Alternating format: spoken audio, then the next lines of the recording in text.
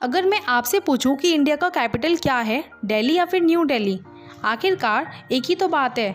बिल्कुल नहीं, उलझन में पड़ गए ना। आइए समझाती हूँ।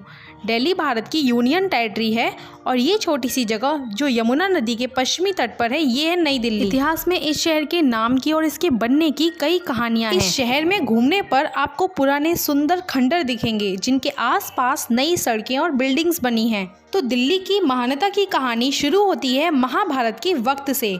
माना जाता है कि इंद्रप्रस्थ, जिसे आज दिल्ली कहा जाता है, ये उस वक्त पांडवों की राजधानी हुआ करती थी। फिर कुछ सालों बाद राजा धीलू ने यहाँ पर एक शहर बसाया और उन्हीं के नाम पर शहर का नाम दिल्ली पड़ा। करीब 11 साल बाद तोमर राजा अंगपाल ने इस जगह पर एक शहर बनाया और फिर वो लालकोट नामक शहर में बस गए।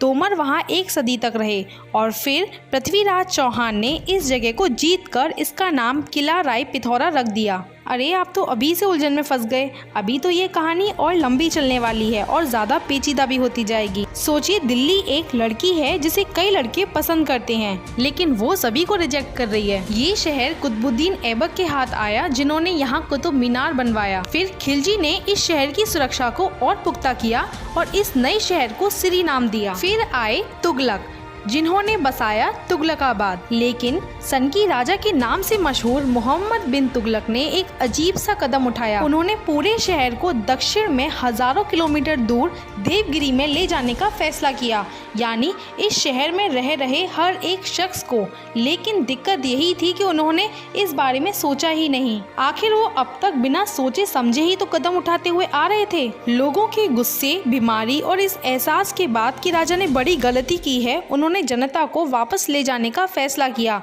यानी दिल्ली की तरफ। और आगे क्या हुआ? फिर आया फिरोज शाह तुगलक, तैमूर, सैयद और लोदी का दौर। और फिर आया बाबर, पहला मुगल बादशाह। उनके बेटे हुमायूं ने यमुना के किनारे शहर दीन पनाह बसाया, जिसे शेरशाह सूरी ने बर्बाद कर बनाया शेरशाही, जिसे आज के वक्त में पुराना किला कहते हैं। शाहजहां ने शाहजहानाबाद बनवाना शुरू किया और लाल किला और उसके साथ कई किले जो आज भी शान से खड़े हैं। साल 1911 में ब्रिटिशर्स ने भारत में मोनार्की लाने का फैसला किया और उन्होंने दिल्ली को चुना ताकि वो यहाँ से देश भर में अपना राज चला सके। और इसके बाद की कहानी तो सबको पता है। 16 अगस्त 1947 को लाल किले पर तिरंगा फहराया गया। दिल्ली के माथे पर आजाद भारत की राजधानी का ताज सजा। हजारों सालों के कई अच्छे और बुरे हालातों से गुजरने के बावजूद दिल्ली का दिल आज भी वैसे ही धड़क रहा है।